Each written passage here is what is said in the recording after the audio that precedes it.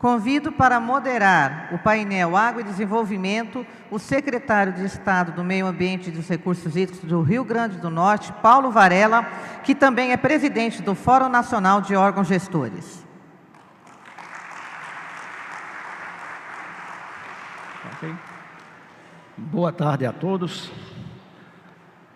Antes de mais nada, eu gostaria de expressar a imensa alegria e agradecer pelo convite, especialmente aí, doutor Lupécio, doutora Soraya, mas gostaria também de agradecer pelo tema em si. Acho que é um tema desafiador, é um tema absolutamente moderno, muito embora tenha estado presente aí ao longo de todo o tempo. Gostaria de abraçar a todos os comitês que estão aqui presentes. Gostaria de abraçar a todos os amigos da ANA, dos ministérios. E vamos então dar início aqui à nossa sessão. E quando eu digo que é um tema importante, em verdade estamos falando de um tema que tem acompanhado a humanidade desde toda a vida, né? Foi a presença da água quem pavimentou onde a humanidade primeiro pôde se instalar na Terra. Isso já tinha a ver, né, com o tema do desenvolvimento. À medida que foi sendo possível domar lá o rio Nilo, e, enfim, abrir canais, etc., já se tratava desse processo. E claro, a água está presente em qualquer processo produtivo que a gente possa imaginar. E tem sido importante. Todavia, nesse momento, nós estamos vivendo um momento muito especial. Parece que a modal climática tem sido desfigurada nos últimos tempos.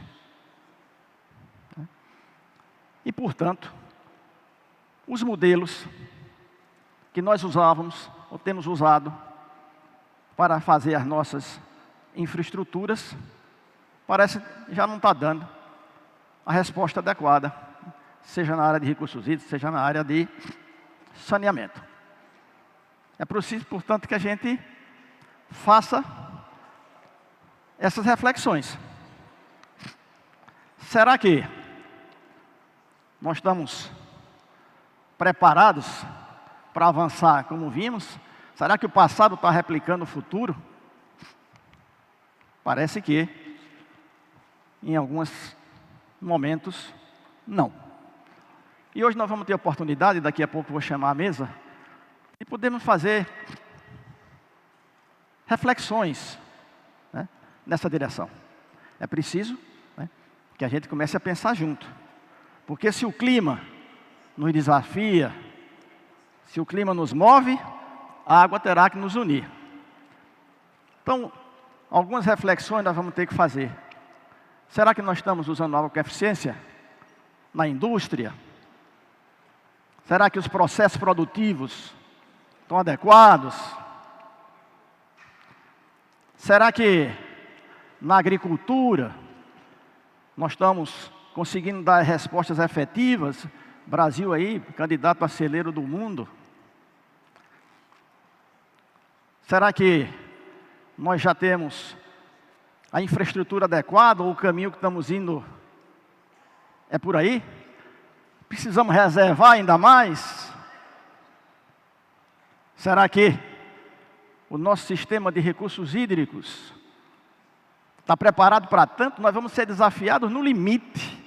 E é preciso que a gente tenha as respostas, né? Onde nós podemos avançar, em que quantidade nós podemos ir. Então, todos esses desafios, me parece que sintetizam, né, o grande desafio da sociedade moderna. Né? Como nós podemos avançar linkando o tema de água e desenvolvimento, porque eles são absolutamente irmãos, siameses. Não há um tema que a gente possa pensar que a gente não vai necessitar de água. Portanto, o que nós vamos ter aqui agora é uma oportunidade imensa. E eu, já de logo, né, parabenizava, doutor Lupécio, eu quero assim, agradecer enquanto cidadão a presença do primeiro Fórum Brasil, que eu espero que continue por muito tempo, porque esse espaço, me parece, estava fazendo falta. Então, acho que temos aqui um caminho longo para a gente caminhar. Nesse sentido, nós vamos então compor uma mesa que vai poder refletir sobre essas bolas que a gente está aqui levantando, né? E, para tanto, eu gostaria de convidar o secretário de Estado de Turismo do Paraná, Márcio Nunes.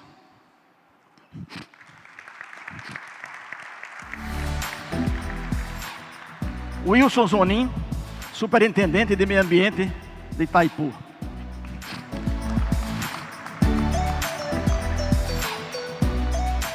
Doutor Benedito Braga, aqui representando o Conselho Mundial da Água e a BR Hidro.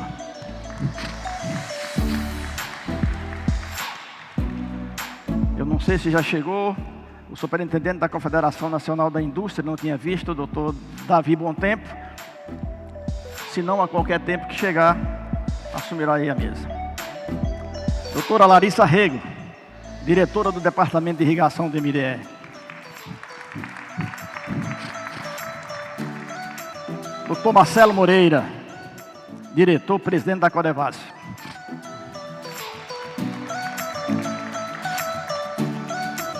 Doutor Marcos Neves, diretor da nossa querida Agência Nacional de Águas. Aproveito aqui no intervalo para abraçar ali o doutor Felipe, também diretor da ANA, meu amigo Everton.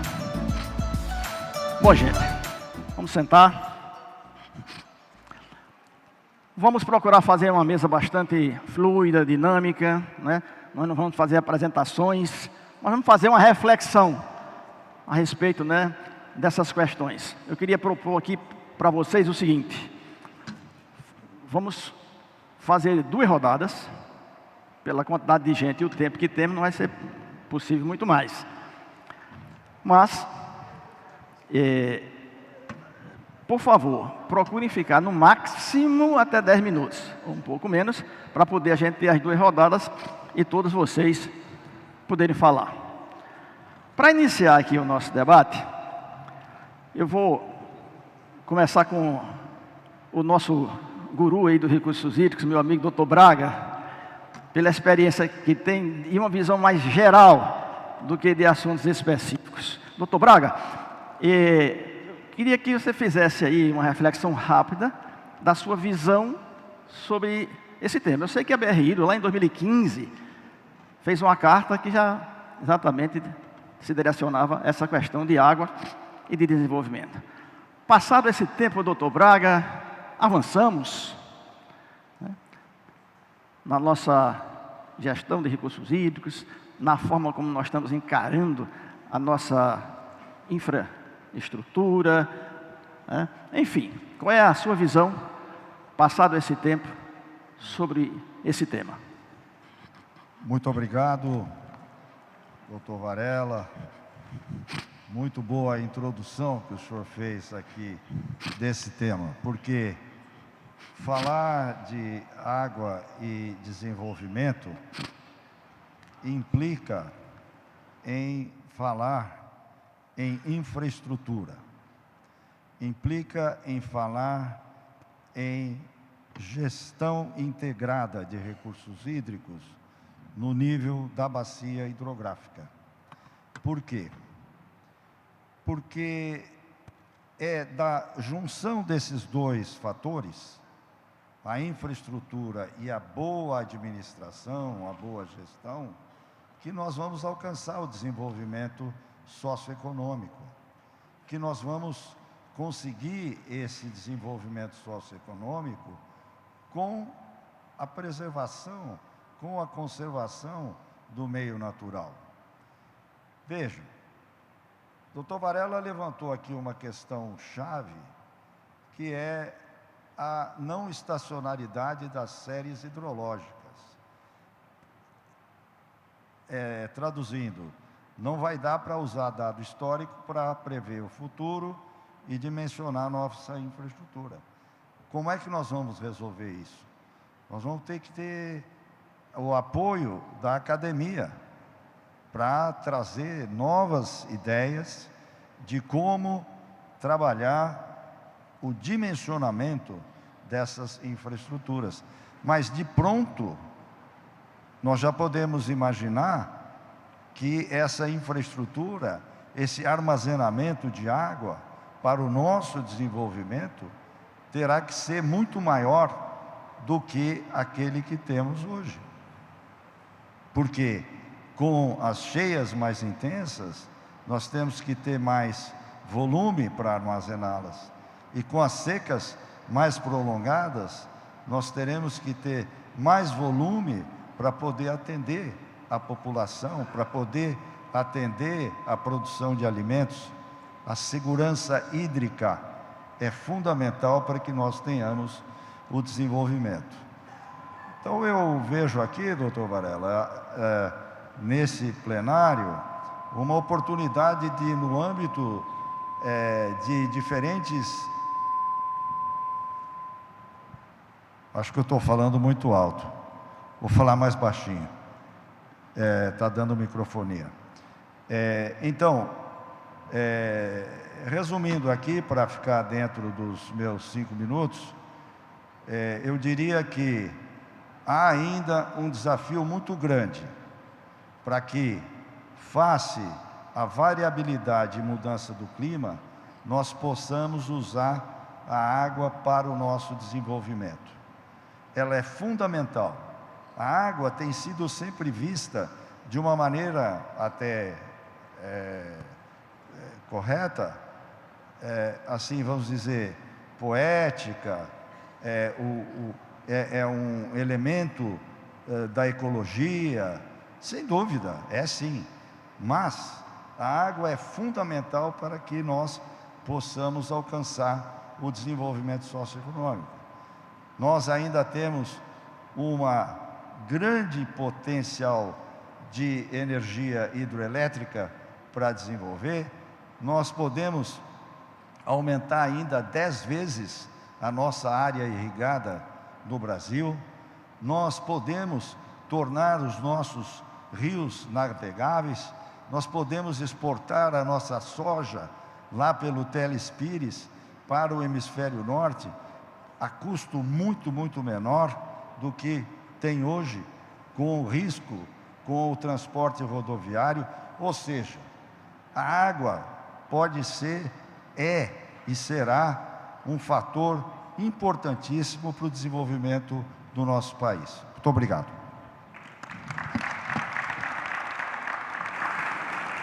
Obrigado, doutor Braga.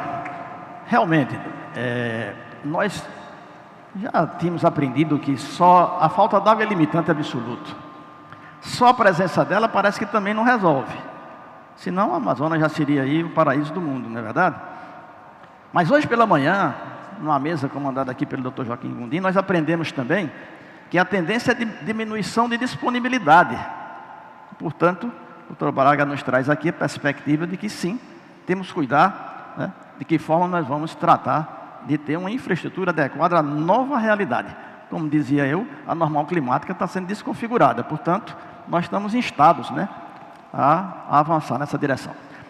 Bom, para dar continuidade, então, vamos convidar aqui, né, um amigo Márcio Nunes, né, para que ele possa fazer as suas considerações. Ele que vem do turismo, né, e o Brasil com essa costa fantástica, com um potencial impressionante que tem, né, será que nós estamos usando bem, adequadamente, esse potencial que temos, né? Enfim, qual é a sua visão, Márcio, de uma forma mais geral, sobre esse tema de água e desenvolvimento? Evidentemente, talvez você abordando aí, mas em relação a mais um dos potenciais em que o Brasil está vocacionado, que é o nosso turismo. Meu amigo Paulo Varela, Lupércio, Suraya, meus companheiros de debate dessa tarde, vou aproveitar e fazer uma dupla função, né? Sou secretário de Estado do Turismo do Paraná, deputado estadual, aproveitar das boas-vindas a cada um de vocês a Foz do Iguaçu, nesse primeiro encontro brasileiro das águas. Parabenizar o Scrocar, o Everton, que fazem parte da nossa equipe, da equipe do governador Ratinho Júnior, sempre pelo pioneirismo de fazer um primeiro evento. tenho certeza que nós vamos ter o segundo, o terceiro, o quarto, o quinto e tantos outros. Tomara que seja aqui no Paraná sempre, para poder consolidar.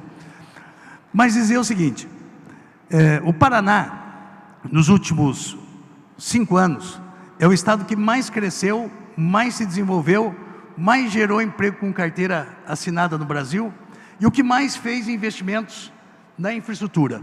Proporcionalmente, inclusive, o maior do Brasil, mais que o estado de São Paulo, que esse ano de 2023-24 vai investir 7 bilhões do seu orçamento em infraestrutura, e o Paraná, que é praticamente 4 vezes menor que São Paulo, está investindo 3,5 bilhões em infraestrutura. Estou mostrando realmente que o estado é muito forte, muito pujante. Mas mesmo sendo o estado que mais cresceu, mais se desenvolveu, mais gerou emprego com carteira assinada, foi o que mais cuidou, mais preservou, mais respeitou e o que mais recuperou o meio ambiente. Tanto é que quem diz isso não sou eu, é a ONU e a OCDE que dizem que o Paraná é o estado mais sustentável do Brasil. E no índice de competitividade entre os estados, o Paraná é tricampeão em sustentabilidade. Isso é difícil acontecer, porque geralmente o que mais cresce, o que mais se desenvolve, é o que mais estraga, é o que mais degrada. Então nós quebramos um paradigma que o professor acabou de falar. A engenharia está aí para ajudar a resolver os problemas da sociedade. Então nós temos que, se eu pudesse dar um nome para a secretaria que a gente criou, que eu vou falar disso daqui a pouquinho, seria a Secretaria do Equilíbrio. Nós temos que ter um equilíbrio. Não pode ter de um lado o ambientalista, o que nós chamamos, brincamos de dizer que é o eco-chato, que é o que nada pode.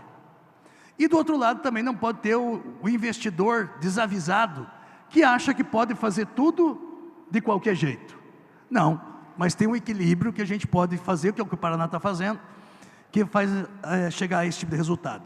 E aqui no Paraná, isso se deu por vários motivos.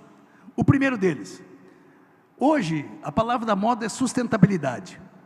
Mas 6 anos atrás, o Paraná tomou uma decisão, e está aqui o Everton, o Scrocari e uma série de companheiros junto conosco, que o Paraná decidiu criar uma secretaria, que inclusive é única ainda, 6 anos depois, é a única do Brasil.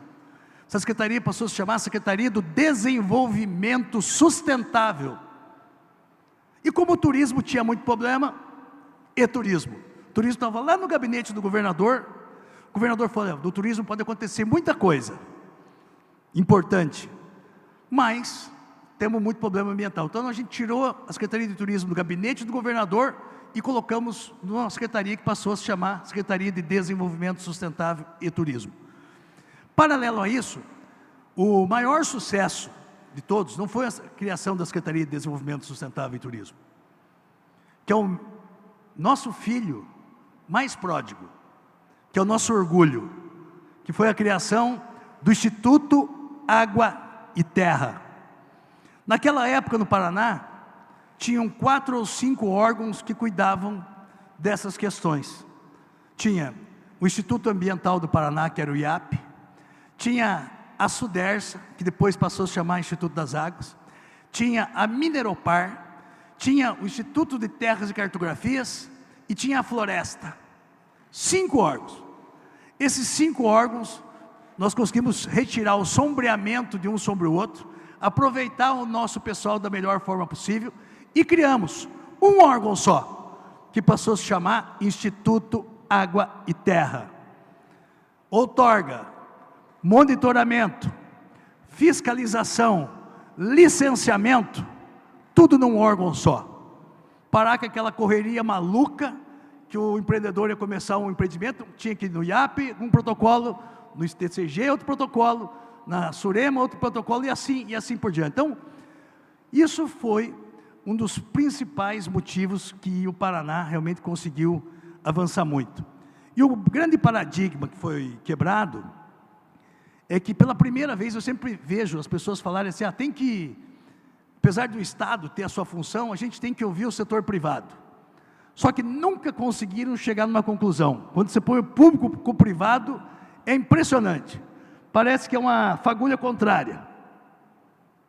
Em vez de se atraírem, se repelem. E pela primeira vez na história nós conseguimos abrir um diálogo franco e aberto com a iniciativa privada. E que todas as resoluções, decretos, leis que nós que nós construímos, foi construído em conjunto com a iniciativa privada.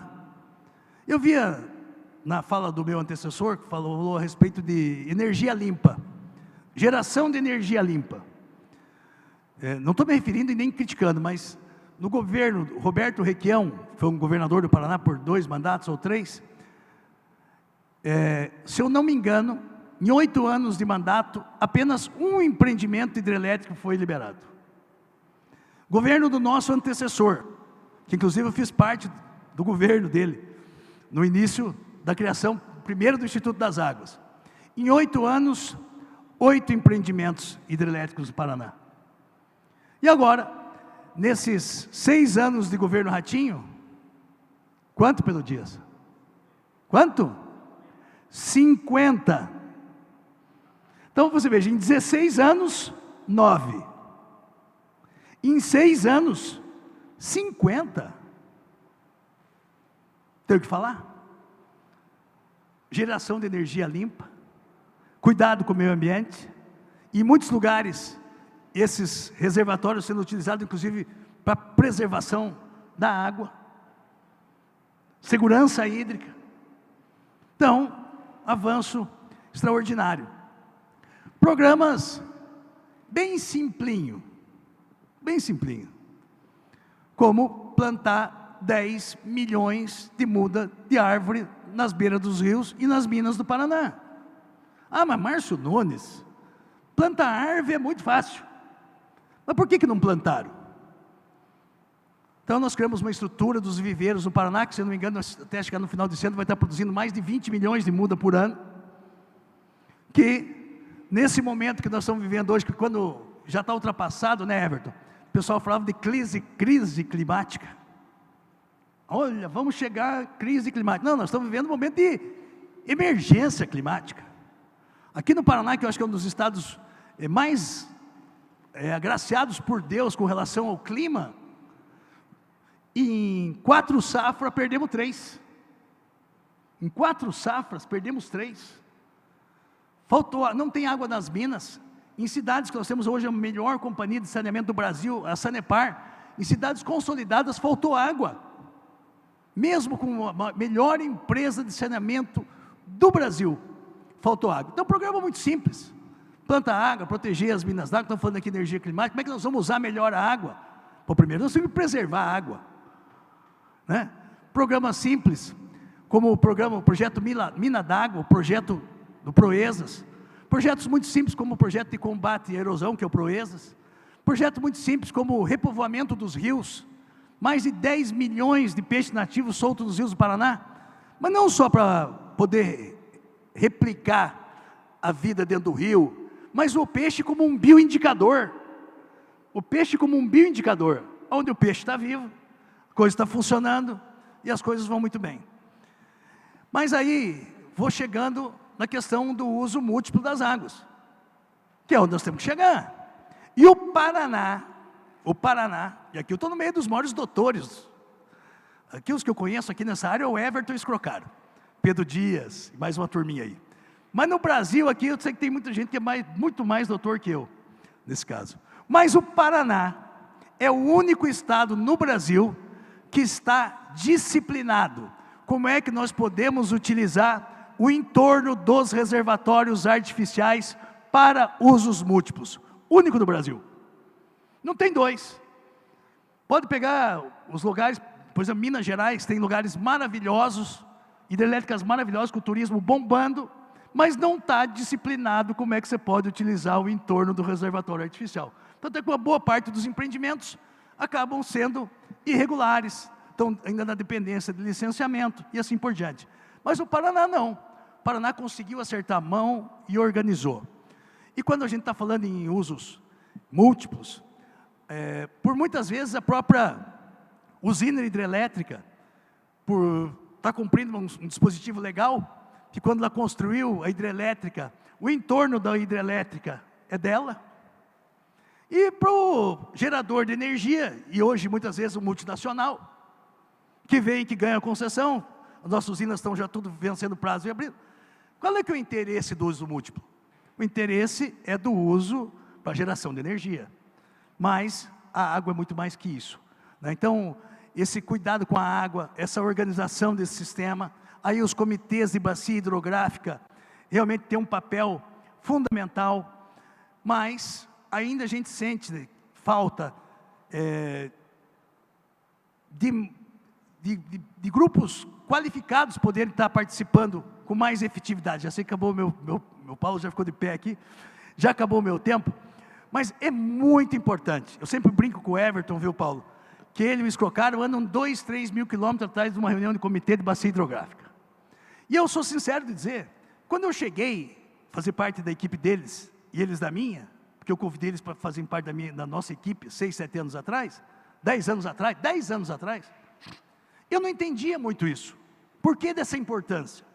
Mas hoje eu vejo a importância disso. Porque eles sempre falavam, Márcio, daqui a pouco vai começar o conflito pelo uso da água.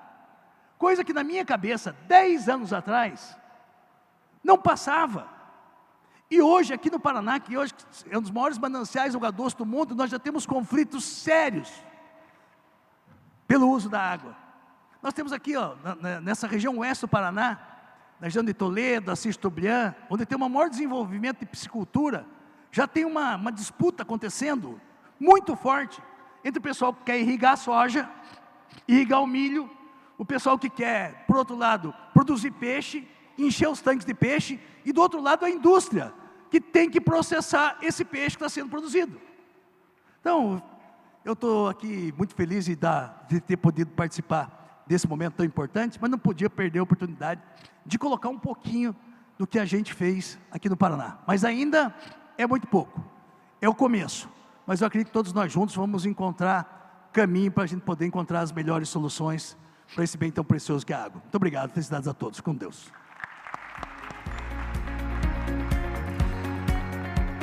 Doutor Márcio, com esse timaço aí, com o doutor Everton, com esse Crocado, não tem como dar errado não, viu, doutor Márcio? É tiro certo. A gente teve aqui, não é, uma ótima fala, e você traz duas questões só que eu queria pontuar, é que tudo isso, né, caminha na direção de geração de emprego e renda, com todas essas questões, né, que você tocou e que traz aqui. Esse aqui é o grande desafio, né? Está na Bíblia que nem só de pão vive o homem, né? Eu gosto muito de dizer que nem só de água também. É preciso produzir. Então, eu acho que é importante, né, esse ponto da questão. E uma outra coisa que também eu acho super importante, o Dr. Humberto hoje pela manhã nos ensinava aqui, um abraço ao Dr. Humberto, todo o reconhecimento aí, Dr. Humberto, pelo grande trabalho que você faz aí no sistema, que o grande desafio é de cooperação, não é de conflito. Nós não vamos avançar com certos dogmas, com certos produtores, etc. Temos que juntar, sim, à luz do dia com transparência, mas iniciativa privada, governo, comitê, enfim, nós todos juntos, talvez demos conta aí desse processo. Mas bom, vamos avançar, gente. Nós temos aqui um país fantástico, né? País que detém a maior quantidade de água doce disponível no planeta, né? Com rios imensos, como é o caso do Amazonas, né? Por outro lado, nós estamos vendo um momento de transição do planeta, onde a sociedade decide caminhar na linha da descarbonização, e a geração de energia limpa, é realmente um grande desafio que nós estamos aí pela frente. A energia, na verdade, é a base para tudo isso aqui que a gente está discutindo, né? A gente começou a avançar na direção da modernidade, na medida que a gente começou a dominar aí as possibilidades de geração de energia. Então aqui no Brasil, com a possibilidade que nós temos, inclusive de hidrelétrica, é água gerando energia. E daqui a pouco, é energia movendo água. E nós vamos ter a oportunidade de escutar aqui nossos amigos aí que trabalham mais na área de irrigação. Mas, esse caminhar, né, nessa transição do planeta e o bom uso, e nós temos uma matriz fantástica, mas não somente aí, talvez nós possamos avançar com alternativas também paralelas, né? E nós estamos avançando. Lá o meu estado, lá no Rio Grande do Norte, hoje é o que mais produz energia eólica aqui no Brasil, né? A solar também está vindo rápido, né? Mas enfim, o tema da energia, o tema da segurança hídrica, o tema do desenvolvimento estão absolutamente entrelaçados. Então, Eu passaria aqui agora para o Dr. Wilson Zonin, para ver qual é a sua perspectiva e ideia, enfim, sua reflexão a respeito desse tema, água e desenvolvimento, aí focado no tema da energia.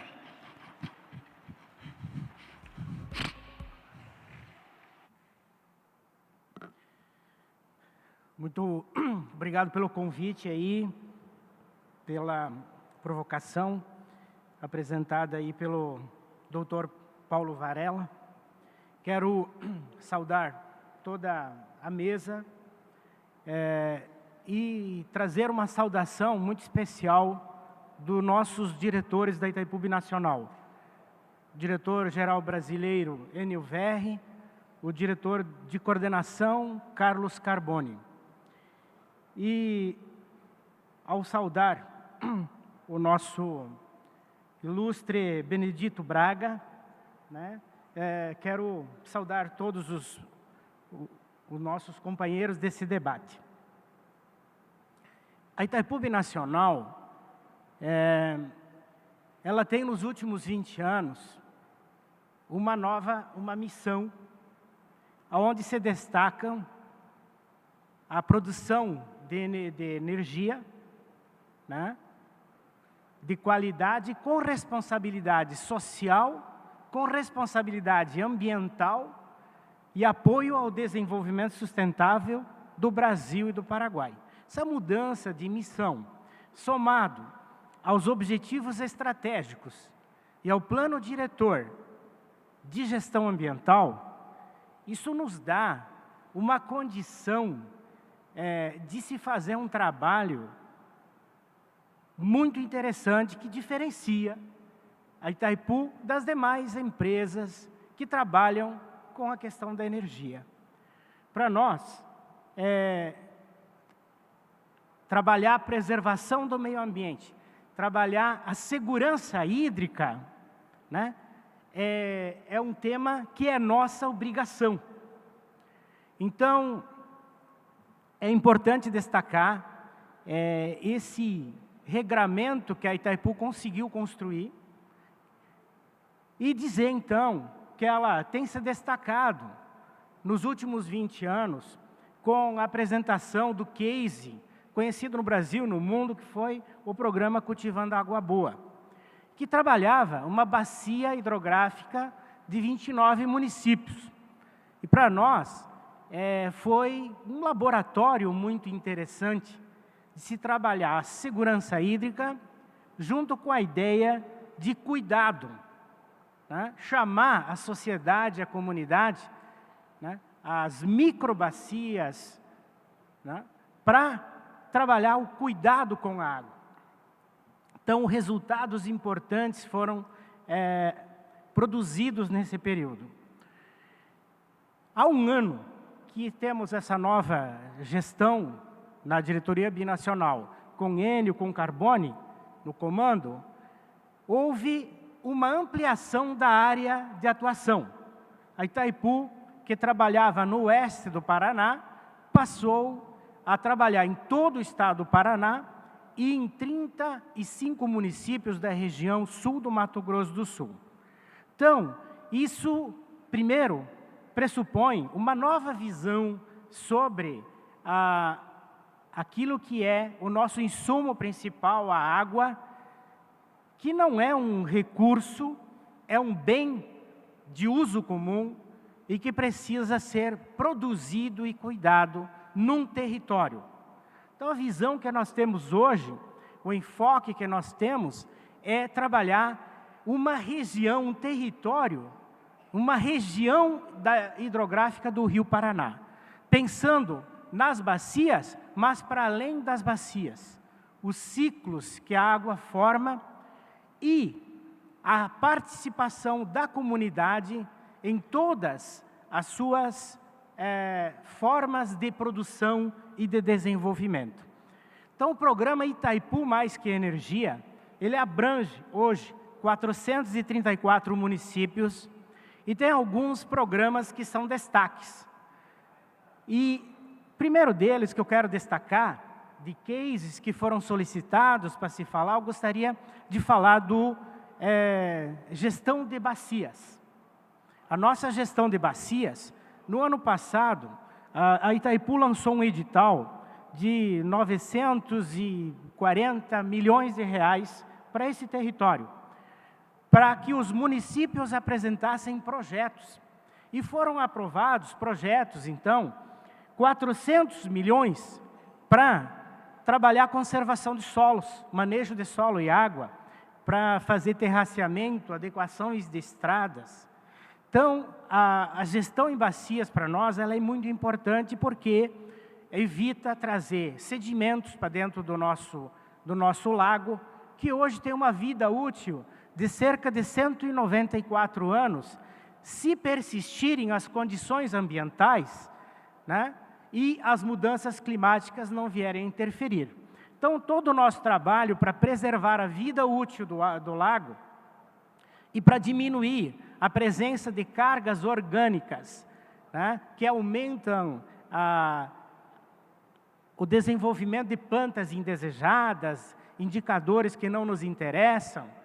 Então, todo o trabalho da gestão da microbacia ela é importante para evitar sedimentação, cargas orgânicas, e junto com o saneamento, forma o segundo case para nós muito interessante.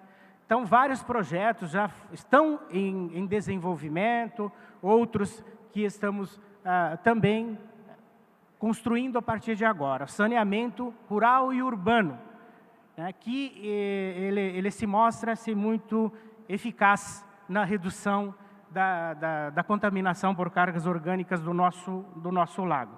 Então, gestão de bacias e saneamento são os primeiros cases para nós que ligam água com o nosso desenvolvimento, que precisa ser sustentável.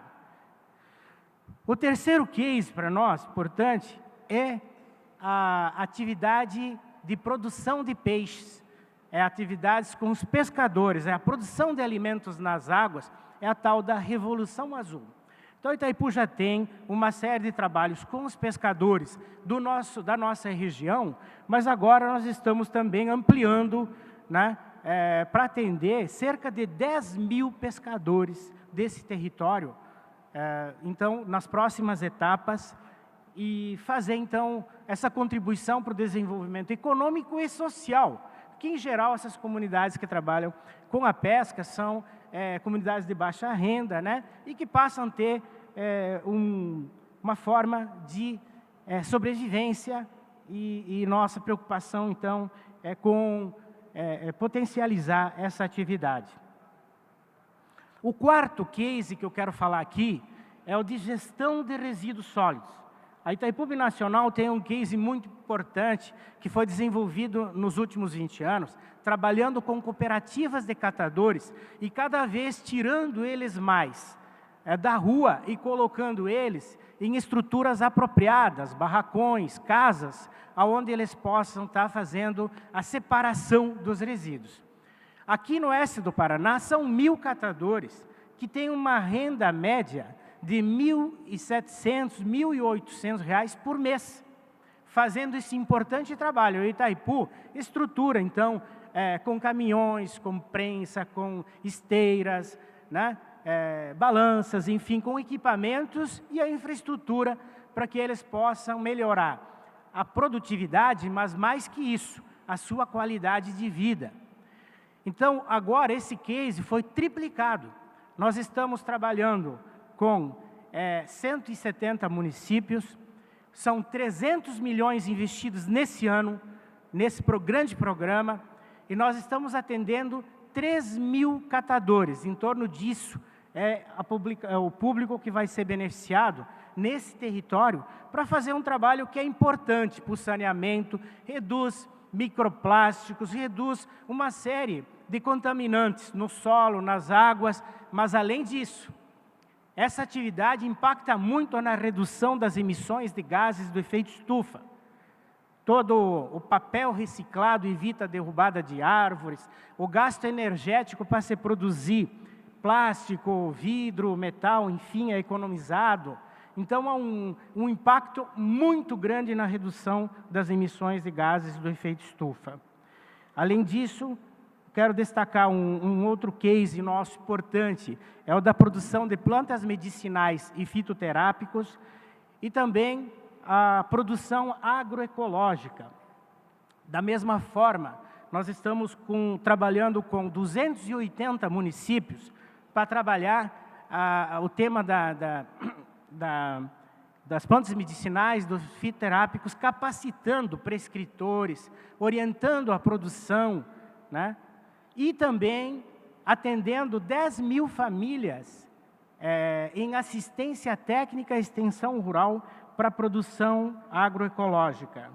Um outro case muito importante também que é preciso destacar é o nosso trabalho com as comunidades indígenas. E nós temos realizado um trabalho muito importante, primeiro, de levar água para o consumo humano. Então, a água para Itaipu é um insumo que é importante para produzir energia, sim, mas ele é importante num território para se garantir o direito humano para a população que nela vive. E nós encontramos muitas comunidades que não tinham acesso à água, né? Uma delas, com 8 comunidades quilombolas, sem acesso à água. Agora estamos levando, né, Simone, para a região do Mato Grosso do Sul, atendendo mais de 35 mil indígenas, né, um convênio lá de 60 milhões, 45 milhões da Itaipu e o restante contrapartida. Então, destacar esse trabalho importante das comunidades indígenas que nós procuramos estar fazendo, além de apoiar a produção agroecológica, né, e fortalecer uma educação antirracista que possa preservar, né, esta cultura que vive aqui na nossa região há 8 mil anos. Além desses, destacar também o papel do turismo, né, para Itaipu Binacional. Nós temos, a começar pelas prainhas artificiais, os usos múltiplos, mas também estamos iniciando um grande projeto, um debate, uma, né, busca de parcerias para o turismo náutico no nosso lago e também procurando agora incentivar no segundo semestre a participação da sociedade civil através de cooperativas, através de associações, para que possa se somar no nosso trabalho de preservar o meio ambiente, de restaurar as bacias hidrográficas e produzir alimentos limpos, né, e também preservar os nossos solos e as nossas águas. Então, eu fico nessa introdução, agradecendo, dando boas-vindas também a cada um dos participantes aqui em Foz do Iguaçu, parabenizando os organizadores desse importante primeiro Fórum Brasil das Águas. Muito obrigado.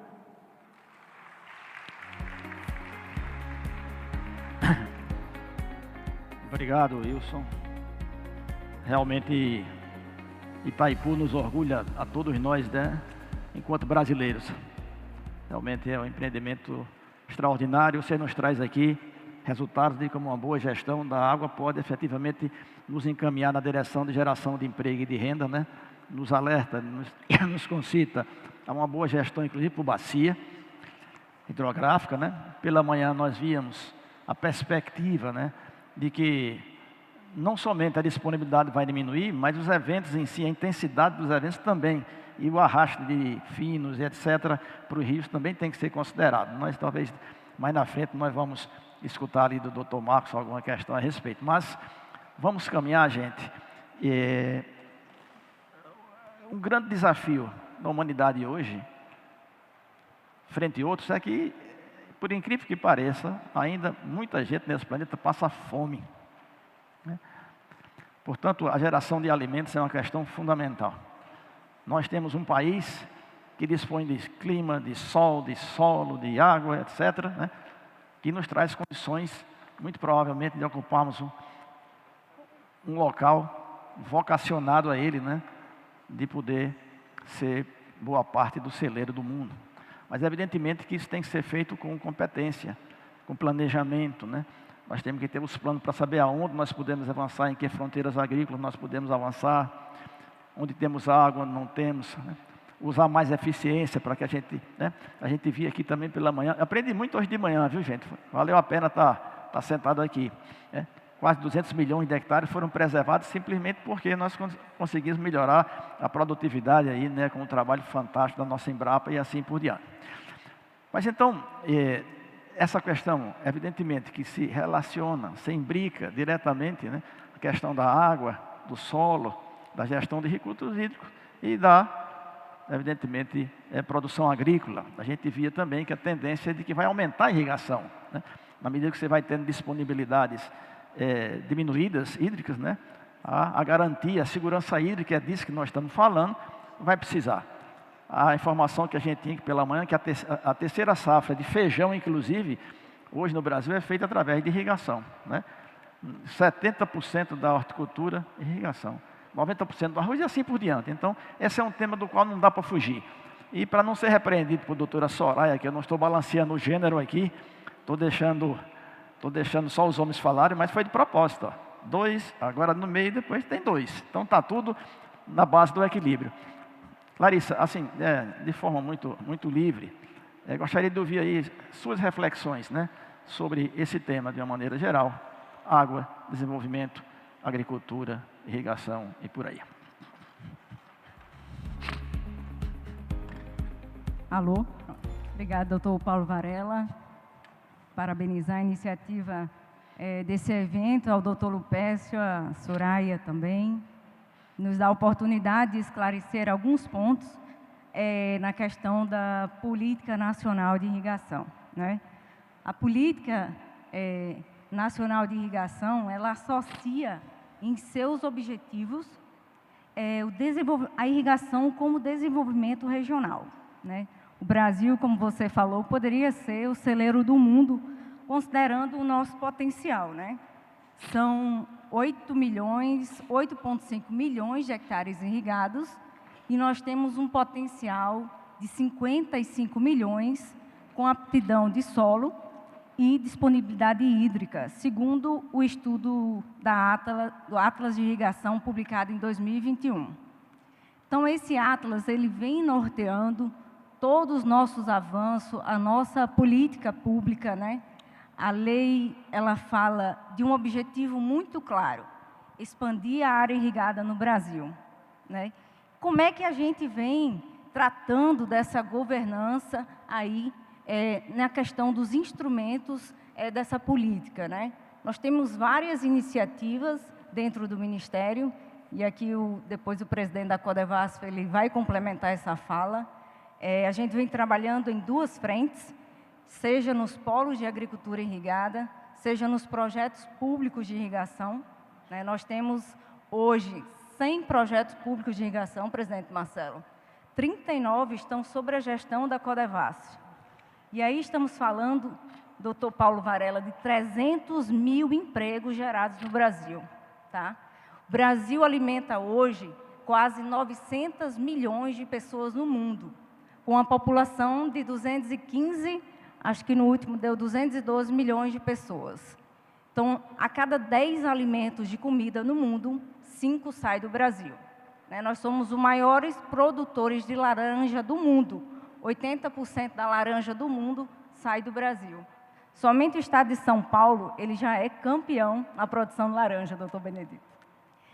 Então, nós somos os maiores exportadores de feijão, carne bovina. Nós exportamos para 140 países. Tem algum ligado, Marcelo? E o que percebemos, né? Aqui eu estava conversando com o presidente. Acho que é isso. Nos municípios onde há irrigação, nós percebemos nitidamente os índices de desenvolvimento são bem maiores, né? Eu vou só trazer a título de exemplo, que é um case de sucesso, Marcelo. É o município de Cristalina, né? Onde a gente tem uma grande área de pivôs centrais. E numa região com 70 mil hectares irrigados, nós temos um PIB de 2 bilhões. No mesmo município, nós estamos falando de 70 mil hectares irrigados, com um PIB de 2 bilhões. No mesmo município, com 546 mil hectares, e aí estamos falando de agricultura de sequeiros, nós temos um PIB de 1 bilhão. Nesse município, para que vocês tenham noção, são 98% de empregabilidade. E aí, assim, mais na frente, vocês acho que já ouviram falar do município de Petrolina, né? Nós somos um grande exportador, talvez o maior exportador de uva e manga. Só nesse município, no estado de Pernambuco, também nós temos um PIB de 2 bilhões. Então, onde há, como o Paulo Varela falou aqui no início, água e energia, nós estamos falando de desenvolvimento regional, né? E isso a gente vem trabalhando, criando também, reconhecendo onde existe esse potencial que a gente possa intensificar. No Atlas da Irrigação, ele vem trazendo, né, esse potencial aí de 55 milhões de hectares no Brasil, e 45% dessa irrigação, doutor Marco Neves, está aí na região centro-oeste, nos estados de Mato Grosso do Sul e o estado de Goiás. Hoje, no estado de Goiás, nós temos 2 polos de agricultura irrigada. No estado de Mato Grosso, temos 3 polos de agricultura irrigada, reconhecido pelo Ministério. É uma política pública que o Ministério vem adotando, aí, conversando com o setor, né? Nós estamos falando de 12 polos de agricultura irrigada no Brasil, uma área de 1,4 milhões de hectares, gerando em torno de, agora eu esqueci a quantidade de empregos, 4 mil empregos nessa região. Então, os projetos é onde a gente não consegue atuar, é onde o governo vem implementando as políticas públicas, apoiando para aumentar a produção agrícola. São, principalmente, os projetos públicos estão na região Nordeste do Brasil. E os polos de agricultura, a gente vem trabalhando, são 2 polos no Rio Grande do Sul, alguns polos aqui na região Centro-Oeste. Nós estamos trabalhando para criar um polo no estado de Tocantins, onde 6 meses chove e 6 meses é seca. Então, a gente vem trabalhando com a política de barramentos, barragens, mais um polo de agricultura aqui no estado do Ceará, na Bahia, e onde a gente consegue intensificar essa irrigação, a gente tem esse pedido trabalhado de forma dinâmica, participativa com o setor, para entender a necessidade. E aqui eu gostaria de falar, voltar à fala inicial do Dr. Paulo Varela, na questão de infraestrutura. Os polos, eles trabalham em 4 eixos, né? A gente faz um levantamento, uma carteira de projetos, onde é que a gente pode atuar, de que forma que a gente pode atuar. Então, são 4 eixos, um eixo é na questão normativa, legislativa, um outro eixo é na questão da infraestrutura. O ministro Valdez Góes tem sempre falado que a gente precisa estar dentro do PAC, né, para a gente tentar trazer aí a infraestrutura para alavancar a produção agrícola. Um outro eixo é na questão de pesquisas, aí em parceria com a Embrapa, e um eixo também na questão de crédito. Apesar da política pública hoje, né, ser conduzida pelo Ministério da Irrigação, 2 instrumentos da lei estão em outros ministérios, né, na questão de energia, que a gente também tem um papel de trabalhar na redução dessa tarifa, e mais um eixo também na questão de crédito rural, que a gente também vem trabalhando numa linha junto ao Ministério da Agricultura para criar uma linha de crédito no Pronaf com juros bem mais baixos. Então, no contexto geral, é isso. Marcelo quiser complementar essa fala, depois a gente retorna, né? Tem os incentivos fiscais, tem o Conselho Nacional de Irrigação que a gente vem trabalhando. Estamos trabalhando também na regulamentação da lei, que é uma lei de 2013, aí já está na Casa Civil, já está ali nos ajustes finais para a gente regulamentar essa lei. Tem a iniciativa também de criar esse colegiado, né, o Conselho Nacional de Irrigação, onde a gente vai discutir com a sociedade as demandas do setor. Também a minuta já está na Casa Civil. E várias outras frentes também, o Plano Nacional de Irrigação, que a gente pretende lançar ainda esse ano, viu, Marco Neves? Você é nosso convidado. E aí será como um plano orientador para os estados, né? Como é que a gente pode expandir essa área irrigada no estado do Rio Grande do Norte, ali que tem projeto público de irrigação, o Baixo Açu, como é que a gente vai avançar aí nos outros estados. Então, no contexto geral, os pontos mais importantes que eu gostaria de trazer são esses, mas o Marcelo pode complementar aqui, que tem atuado também uma parceria, né? A Codevasf, ela é uma entidade vinculada ao Ministério, junto com o DENOX também, que está na gestão de 37 projetos de irrigação ali no estado do Ceará, Bahia, também na região Nordeste.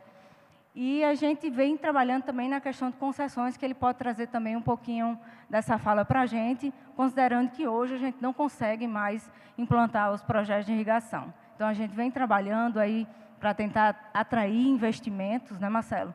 E isso tem sido um case de sucesso também nessa parte da Política Nacional de Irrigação.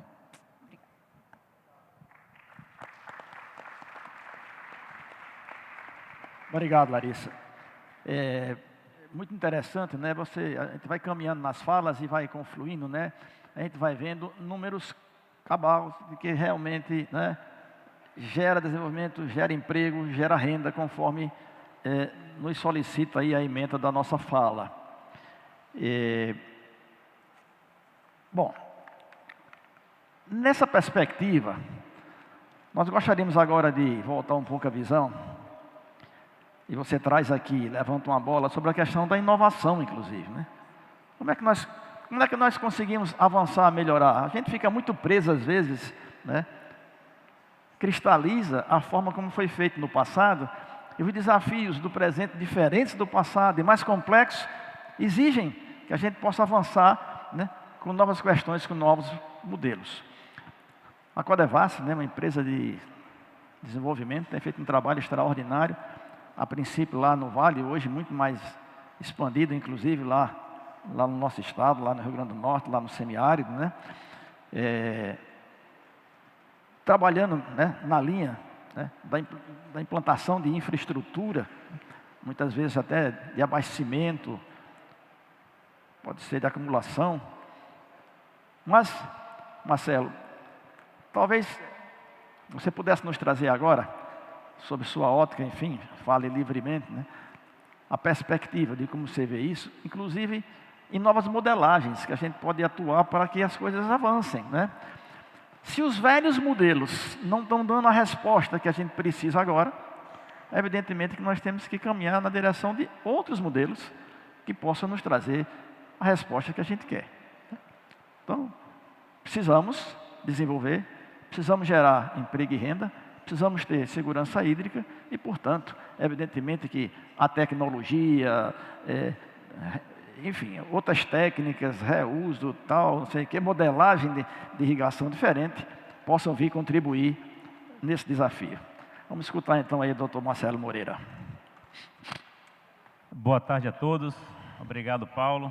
Cumprimentar aqui toda a mesa e agradecer a presença de todos vocês, né? Queria iniciar agradecendo a organização do evento, né? Um evento onde você reúne poder público, né, de diversos estados, do governo federal.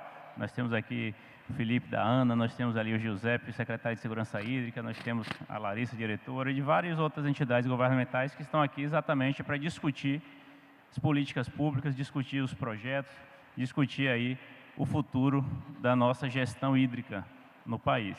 E a Codevasf, como uma companhia de desenvolvimento, né, que começou no Vale do São Francisco, mas que hoje já atende 16 estados, né, da federação, são 2.688 municípios atendidos pela Codevasf. Nós temos um papel muito importante aí de auxiliar o Ministério na execução dessas políticas públicas, né? E é uma coisa que o nosso ministro Valdez sempre pede, buscar novos projetos, buscar fazer de forma planejada o melhor investimento possível. Então, além de todas as obras de infraestrutura hídrica, Paulo, que nós temos realizados em diversos estados, como é o caso do seu Rio Grande do Norte, onde nós estamos realizando uma obra aí de mais de 300 milhões de reais, né, que é a doutora do Seridó, que vai atender a população na região do Seridó, da Pata do Elefante, lá no Rio Grande do Norte. Nós temos outras que estão sendo executadas em diversos outros estados. Mas seguindo a pauta aqui levantada por Larissa, da irrigação, né, nós temos aí dois projetos já em andamento que foram feitos de uma modelagem inovadora, que é a modelagem de concessão. A Codevasf foi a primeira empresa a conseguir conceder um projeto público de irrigação, que foi o Baixio de Irecê, na Bahia. Um projeto que vai gerar aí 50 mil hectares irrigados, né?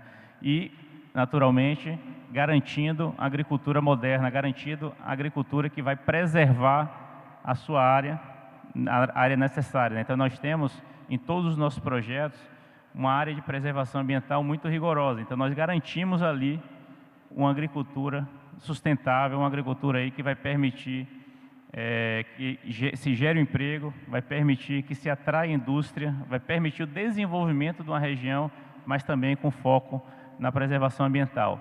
Esse projeto do Baixio de Irecê, ele tem tudo para ser um novo polo de Petrolina e Juazeiro, como a Larissa levantou aqui. Só nesse polo do Baixio de Irecê, nós iremos gerar de 150 a 200 mil empregos, atraindo indústria, atraindo comércio, atraindo aí gente de todas as regiões do país para morar ali no oeste da Bahia, conseguindo produzir renda e conseguindo produzir alimento não só para o Brasil, mas também para o exterior, como já fazemos em Petrolina, né, onde 97% da uva exportada pelo Brasil sai de lá. Então, é muito gratificante estar fazendo esses projetos e trazendo essa nova forma de se gerir a agricultura irrigada pública, né? Naturalmente, temos diversos outros incentivos para a agricultura privada. E fizemos o nosso segundo projeto em Minas Gerais, que é o projeto do Jequitaí. É um projeto onde nós conseguimos também fazer uma modelagem, né? Foi na Bolsa de Valores de São Paulo nesse ano. E além de um projeto de irrigação, nós estamos construindo 2 barragens que vão gerar um reservatório de 700 milhões de metros cúbicos no norte de Minas. Uma região extremamente seca, Marcos, mas que vai garantir a segurança hídrica direta de 9 municípios, o entorno da bacia do Jequitaí, né? É uma área reservada de 3 lagos paranoás, né, para quem conhece Brasília. Então, vai ser realmente um divisor de águas no desenvolvimento do norte de Minas. E aí, Paulo, a água, sabemos que a principal importância dela é o abastecimento humano, a sedentação animal, mas eu costumo dizer que a água é um indutor do desenvolvimento. Nada anda sem a água. Então, nós precisamos preservar, mas nós também precisamos levá-la para os locais onde vão garantir o desenvolvimento do país, onde vão garantir a geração de emprego, a geração de indústria, a geração do comércio, podendo auxiliar no desenvolvimento de todos os estados do Brasil. Então, Paulo, vou encerrar por aqui para não... Meu tempo ali foi certinho nos 5 minutos. Obrigado, Marcelo. Obrigado, inclusive, aí pelo tempo. Mas, enfim, a sua fala, Marcelo, todas as falas de forma geral, nos animam a ver que precisamos caminhar muito, e a última rodada a gente pode falar um pouco de desafio. A segunda, não é a primeira, não. Mas a gente está vendo que as coisas também caminham, né? A gente está procurando, né, formas, maneiras de a gente superar esse desafio. Isso é importante. As boas práticas precisam ser trazidas, porque senão a gente vai entrando em depressão, né? Vai vendo que nada está funcionando, parece, e não é bem assim. Os desafios são grandes, mas existem, né, também já ações que vão nos levando nessa direção. Muito bem.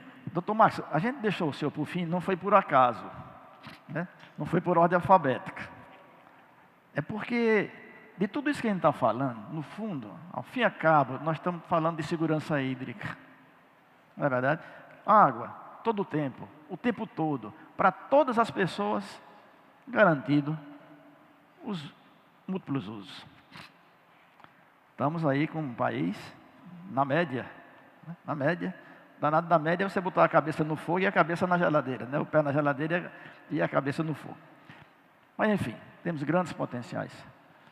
Para tudo isso, Marcos, precisamos de ter uma gestão eficiente dos nossos recursos hídricos. Nós temos uma lei que é reconhecida e saudada no planeta.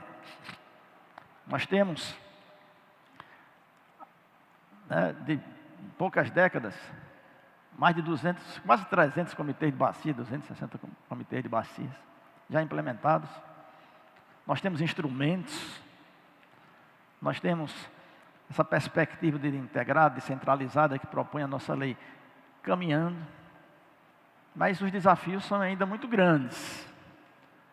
O nosso sistema está preparado, doutor Marcos, para a gente enfrentar o tamanho do desafio que estava sendo posto aqui na mesa, né?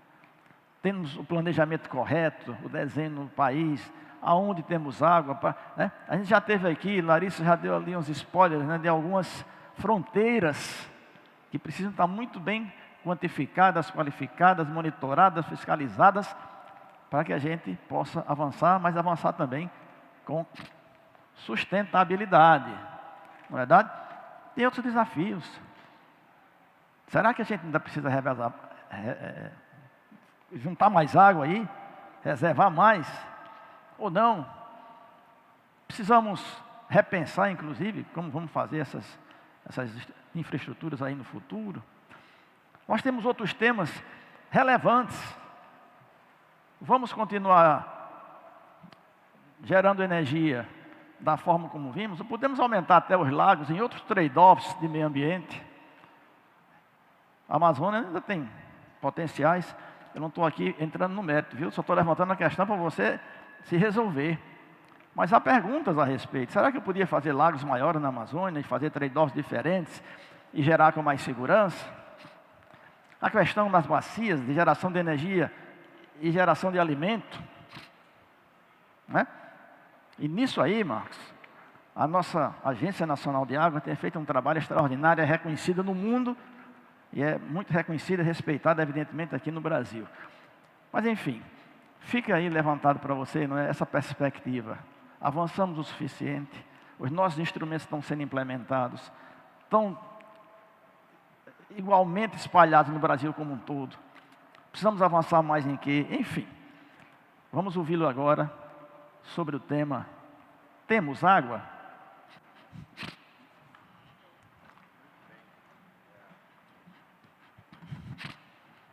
Muito bem, meu amigo Paulo Varela. Primeiro, queria agradecer muito ao convite, viu, Lupércio? Agradecer em nome da diretoria colegiada da ANA, a oportunidade de estar aqui e também de estar revendo tantos colegas do Sistema Nacional de Gerenciamento de Recursos Hídricos, né, Benedito Braga. Juntar a turma de recursos hídricos, né, num evento tão qualificado é muito prazeroso.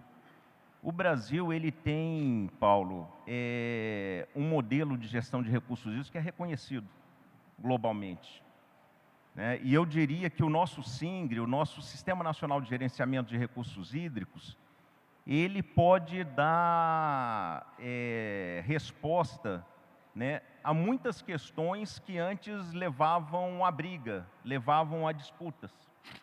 Então, essa mediação, né, que os comitês de bacias, né, provêm em termos do debate, inclusive para priorização de usos em territórios, né, das bacias hidrográficas, isso é uma oferta da Política Nacional de Recursos Hídricos, do sistema de gestão, né, para o desenvolvimento sustentável econômico, né? Então, eu não vejo hoje o país, aliás, eu vejo muito pelo contrário, vejo que o Brasil ele pode oferecer para diversos países, pode oferecer para o mundo um modelo de desenvolvimento sustentável, né, pensando na área de recursos hídricos, na área ambiental também. Cada metro cúbico, Larissa, cada metro cúbico de água, ele gera R$ 21,80 de valor agregado bruto na economia.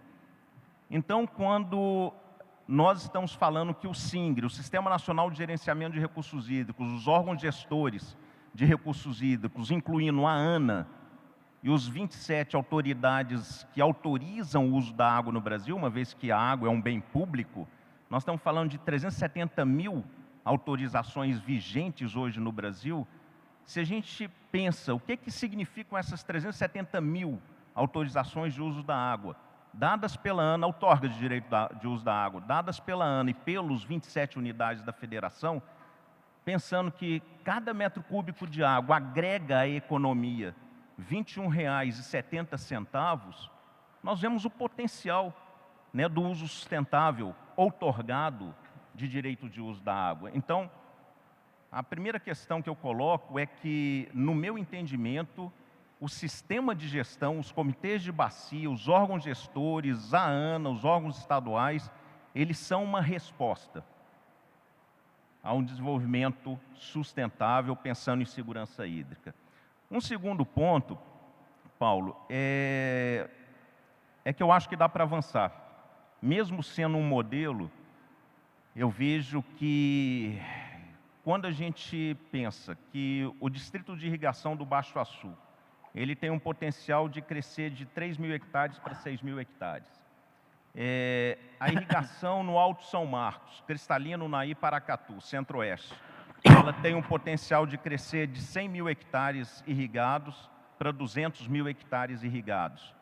Quando a gente imagina que o médio pardo, ele pode ter um dobro da produção de café para exportação, e que em todos esses 3 lugares se diz que a água acabou, a pergunta é: que água que acabou? E olha que eu trato de autorização de uso da água do ponto de vista da ANA, Lupércio. Que água que acabou? Quando nós falamos, e a plateia aqui conhece bem o tema de gestão de recursos hídricos, de autorização de uso da água, outorga de direito de uso da água, quando se fala que a água acabou, nem sempre a água física acabou, mas aquela água passível de autorização de uso. E aí onde é que eu acho que pode avançar, Paulo?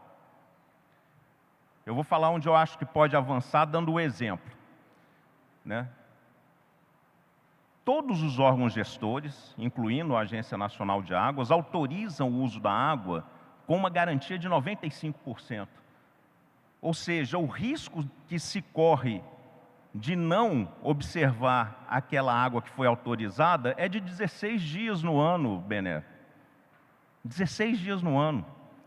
A agricultura irrigada, eu estou falando da agricultura irrigada, mas qualquer um dos setores, não só irrigação, geração de energia, a indústria, né? Qualquer um desses setores, ele pode absorver um risco maior. E aí onde é que eu falo que podemos avançar sim? Podemos avançar com a inovação. Vou dar um exemplo. Bacia do Rio Bezerra é uma bacia, uma pequena bacia, que tem território de Minas Gerais e de Goiás, pertinho de Brasília. Estamos fazendo um negócio que tem um nome sofisticado lá, chama Sandbox Regulatório. Mas o que é isso? É uma experiência. Estamos fazendo uma experiência nesse território. A área irrigada ali na região é de 7.000 hectares, com 95% de garantia de que aquela água que foi autorizada, ela seja observada e o agricultor ele conte, né, com 95% de garantia com aquela disponibilidade hídrica. Mas se esse risco ele passar de 5% para 10%, para 20%, a disponibilidade hídrica outorgável de papel da gestão de recursos hídricos, ela aumenta. E o que foi feito lá? Uma experiência, vai durar 5 anos, né, com esse caráter inovativo. Podemos ir autorizando o uso da água e aumentando, caso o setor ele tope, e aumentando o risco. Então, vamos garantir com risco aí de até 15%, 20%, não só de 5%, né? Ok, topou.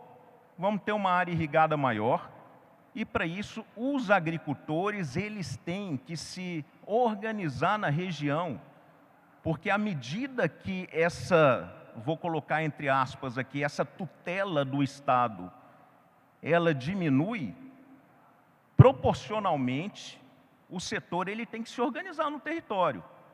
À medida que se outorga mais no médio pardo para aumentar a agricultura de café exportação, por gotejamento, microaspersão, e todos os exemplos que eu estou dando aqui, queridos, eu estou falando numa agricultura de precisão, com um modelo de agricultura de alto padrão de eficiência, tá?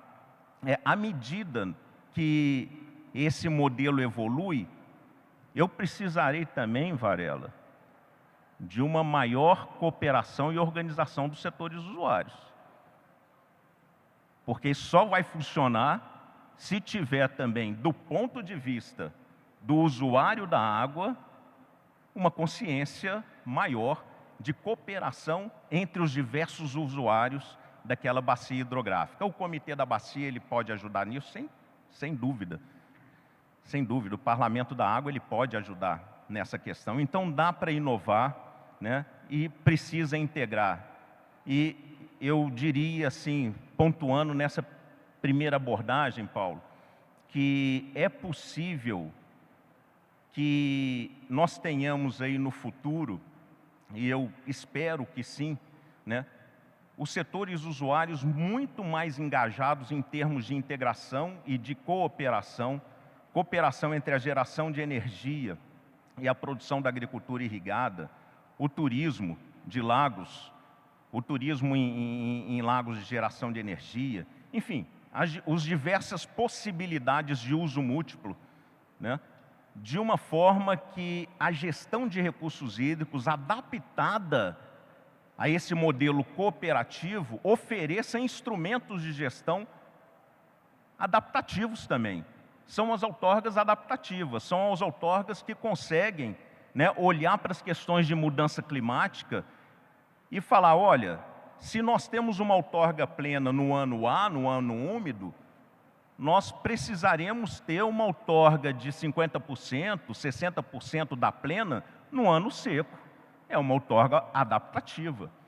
Então, eu vejo que já é um sistema muito bom, ele é reconhecido mundialmente, mas podemos avançar em termos de integração e em termos de inovação, né? Para a fala inicial, é isso que eu queria colocar. Obrigado.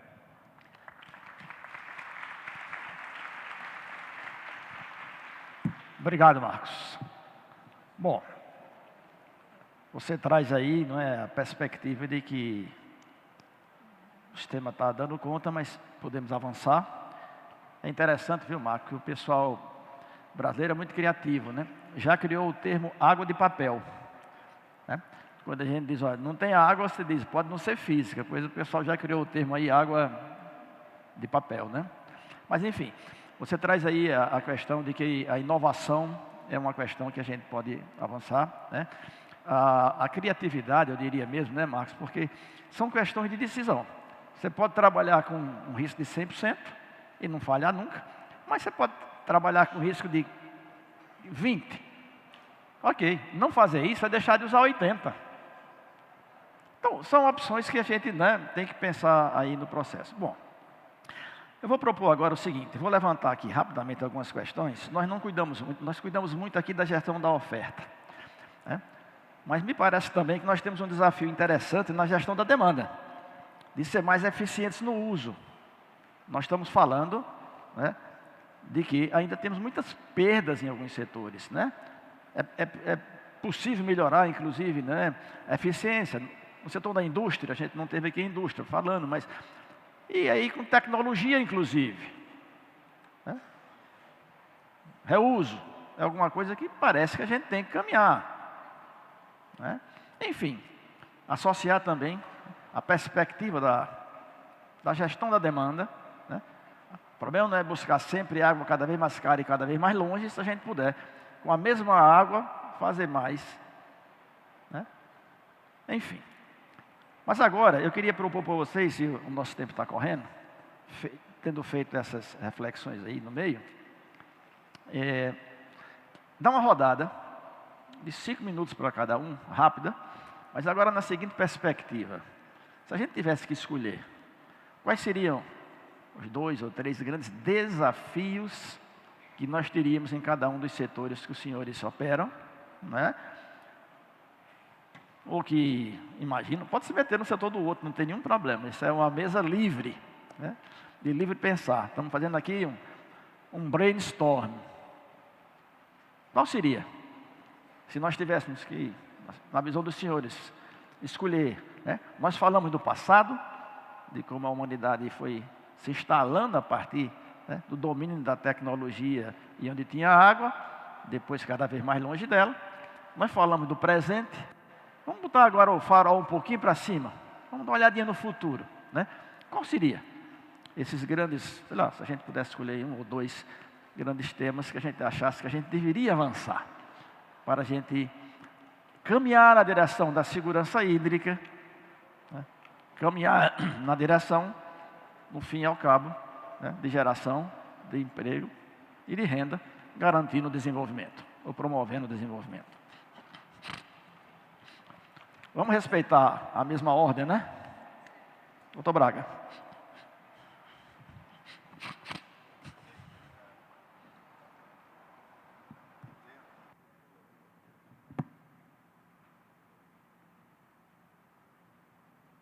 Ligou. Muito bem colocado.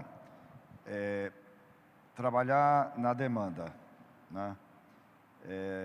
Situações que acontecem, por exemplo, na região metropolitana de São Paulo, de Recife, de Natal, do Rio Grande do Sul, no Porto Alegre,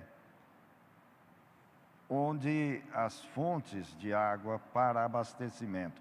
Vou tratar do tema de abastecimento, que é um tema crucial em épocas de segurança hídrica comprometida dos mananciais. Por exemplo, na região metropolitana de São Paulo, nós já chegamos no limite. Agora é trazer água a 300 quilômetros da região metropolitana, algo com custo elevadíssimo, né? Então, o ponto que você traz é extremamente importante. Temos que pensar em reuso de água. Reuso de água para a agricultura, eventualmente. Hoje, alguma coisa já tem sido falado, mas reuso de água para abastecimento, reuso de água potável, ainda é algo que as pessoas têm um problema psicológico em relação a ele. Por exemplo, na Califórnia, eles tratam o esgoto e jogam esse esgoto no solo, depois tem um poço em que bombeiam essa água de volta para as pessoas beberem. Mas é água subterrânea.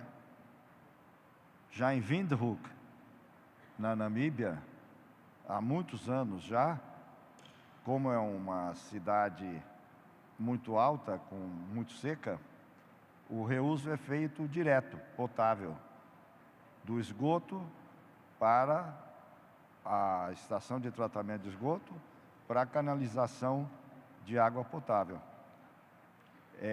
Então, eu tenho a impressão que a questão do reuso vai vir, e aí as questões institucionais, as questões culturais virão também, né? Eu acho que mecanismos econômicos para incentivar o uso racional e consciente.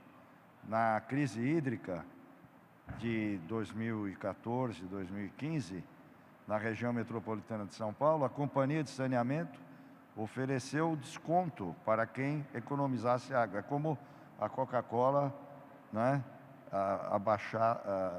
abaixasse o preço para o pessoal não consumir. É algo complicadinho, mas que resolveu um problema extremamente grave, de não faltar definitivamente a água na torneira.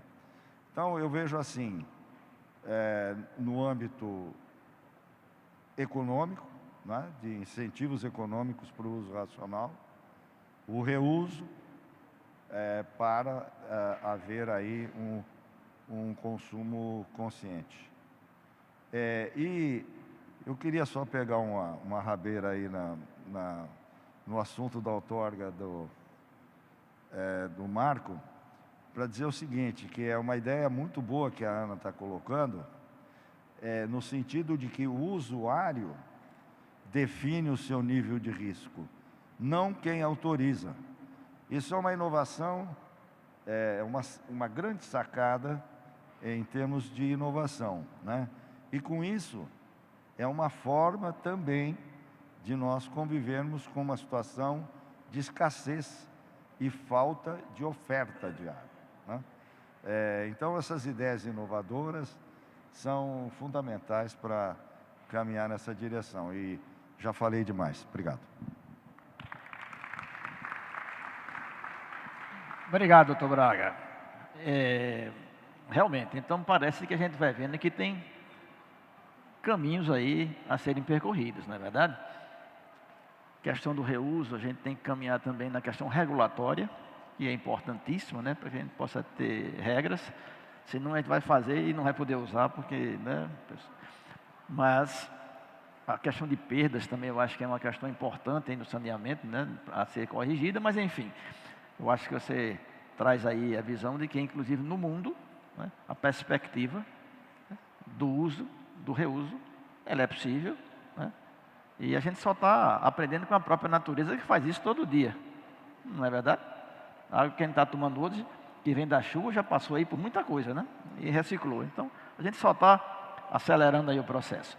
Mas vamos então, Luiz, dar continuidade e traga aí a sua visão. Muito bem. Os desafios, acho que eles estão relacionados a como que a gente entende a água e o nosso mundo atual, né? E nós já estamos diante das mudanças climáticas. As mudanças climáticas nos colocam um cenário de escassez e de excesso. Então, nós entendemos aqui que a partir da nossa lógica, nós precisamos aumentar nossa resiliência para quando nós tivermos as enchentes, né? Para que o nosso lago não seja assoreado, destruído. E também aumentar a nossa produção de água. Porque não tenho a menor dúvida de que a produção de água no território ela é significativa.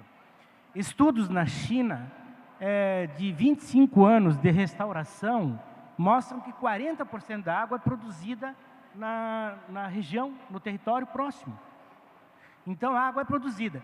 Eu, como professor aqui do curso de agronomia, que coordenou o primeiro levantamento de microbacia do programa Cultivando Água Boa, eu converso muito com os agricultores dessas microbacias, onde nós restauramos as áreas de preservação. E a água aumentou.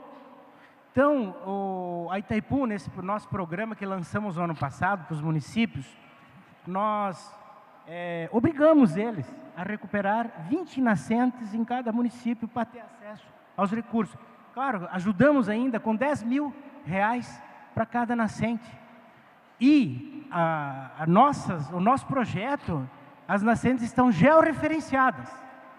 Não é discurso ao vento que estamos fazendo, não. Nós estamos fazendo e mostramos onde está e mostramos que houve investimento de recursos. Que sem recurso, sem mostrar onde está, né, é propaganda vazia. Então, é importante ação concreta. É importante, né, mostrar o caminho. Quando a gente faz convênios, nós estamos fazendo, tem a contrapartida econômica, tem a contrapartida social e ambiental. Recuperar uma nascente é drenar, filtrar, proteger, botar 50 metros de raio de florestas. Bom, enfim, além disso, tem um outro desafio, que é ter uma distribuição mais justa da água, né? É porque a forma aí de se fazer o uso atual, as outorgas, ele privilegiou os mais espertinhos, né? E os pequenos, aqueles que têm medo, não fizeram a outorga e agora estão perdendo também a possibilidade. Então, já temos problemas aqui no nosso território de distribuição injusta. Nós temos aqueles que só querem usar, mas não querem contribuir, né? Então, nós temos que pensar uma maneira mais justa para ter um desenvolvimento de fato e pensar também na nossa capacidade de gestão. E isso implica em aprimorar as nossas parcerias.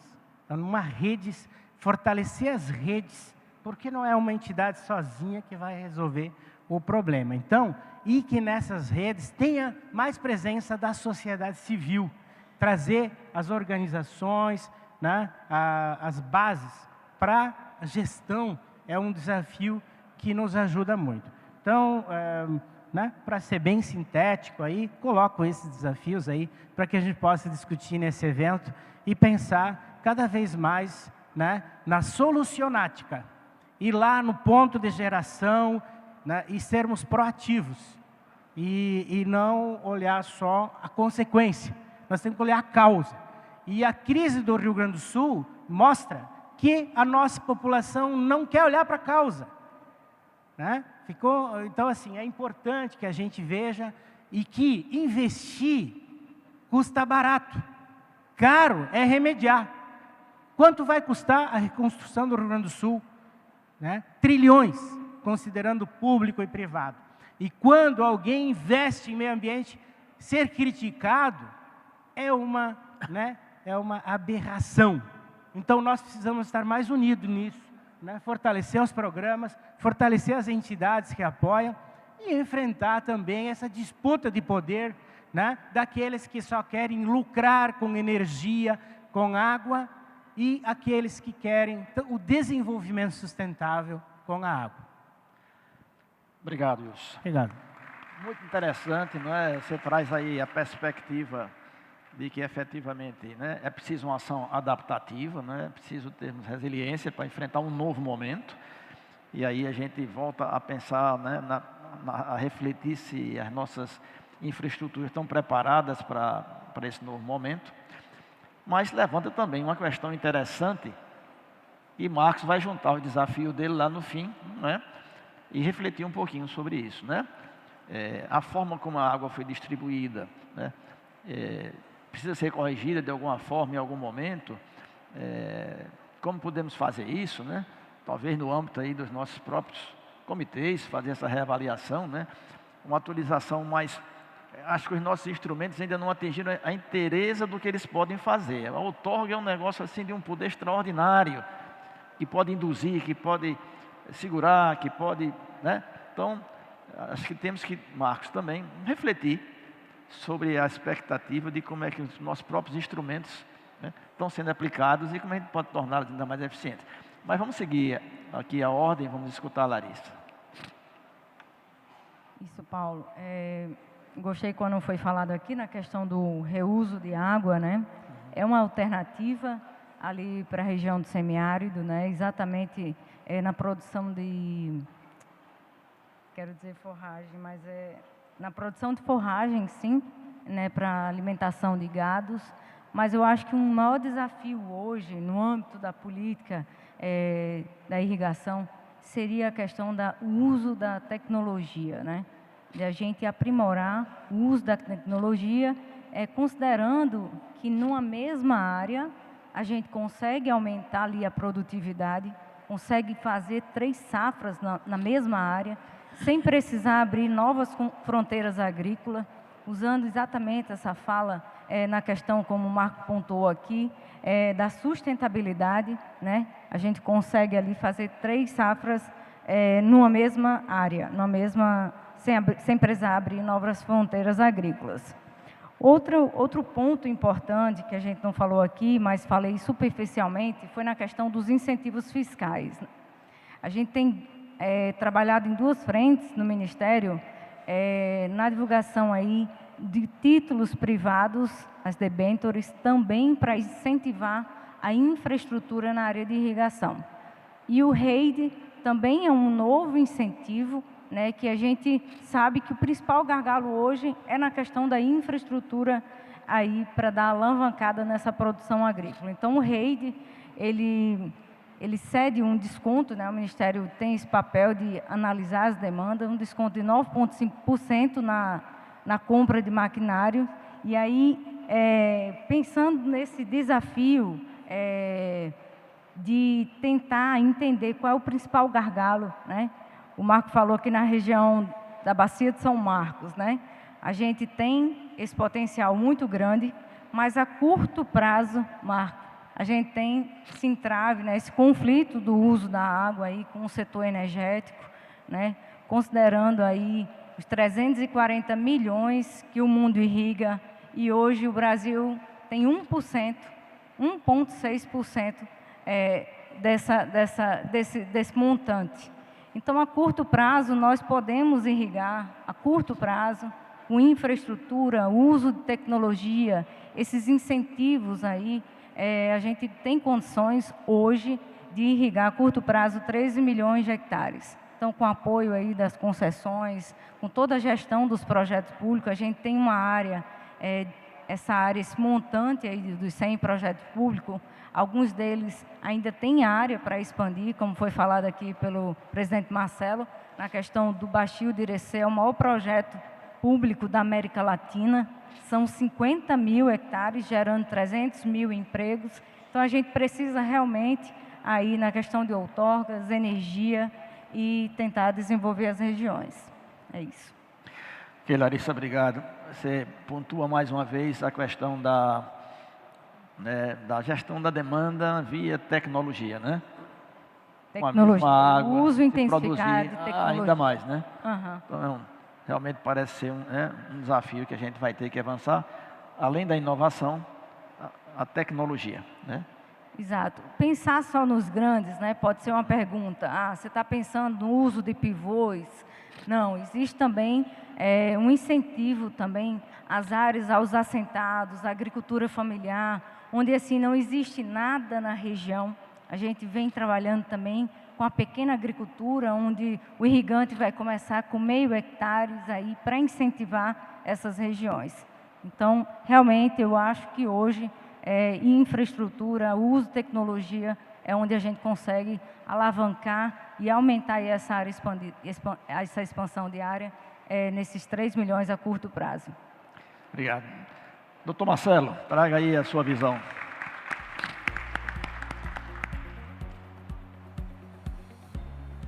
Opa, boa tarde novamente. Paulo, vou na sua linha, na sua provocação aqui, de falar um pouquinho, já falamos de demanda, um pouquinho de oferta hídrica, né? O que nós podemos fazer aí para aumentar a oferta de água, garantir esses recursos naturais para que todos possam fazer o melhor uso. E um dos principais pontos, um dos primeiros pontos, na verdade, que nós temos que refletir muito e sempre aprimorar, é a questão do incentivo a quem realmente produz água e que preserva as nascentes de sua propriedade. Então, nós sabemos que nós temos proprietários que fazem a proteção das nascentes, garantindo a produção de água, como outros que não fazem. Inclusive, a parte de contenção de processos erosivos, né, próximos aos rios. Então, esses proprietários que têm projetos de preservação, eles precisam, de alguma forma, ter um benefício, seja ele fiscal, ou seja ele algum outro benefício, para incentivar que ele faça mais e que os seus vizinhos também façam e que todos consigam aí produzir, para que todos juntos consigam garantir a maior produção de água, né? Nós temos aí, nesse ano de 2024, uma informação importante, que é o início dos investimentos em revitalização com a privatização da Eletrobras, né? Então, são 3,5 bilhões de reais que já estão assegurados, né, que serão investidos pela Eletrobras em projetos prioritários do Ministério. E esse investimento vai ser todo em revitalização. Então, nós já aprovamos mais de 100 milhões de reais em Minas Gerais para investimento em revitalização, como também aprovamos projetos de 5 barragens no norte de Minas, além daquela que eu falei aqui do Jequitaí. Então, esses projetos estruturantes que vão garantir a retenção de água, né? Minas Gerais, no caso do São Francisco, é o principal produtor de água do Rio São Francisco, eles vão também garantir aí o futuro e o aumento de produção para que consigamos chegar aí nesse potencial que o país tem de agricultura irrigada. Então, a construção de barragens é uma coisa que precisa ser mais discutida, né? Nós temos aí hoje diversas dificuldades aí na construção de barragens. Nós sabemos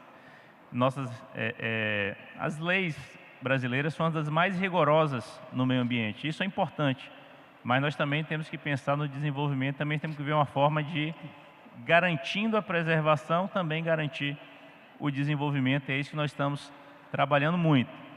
Além disso, tem um outro ponto polêmico, Paulo, que na sua linha de fazer a provocação, eu vou relatar aqui, que é uma coisa que já se utiliza em diversos outros países, que é a questão da transposição das bacias.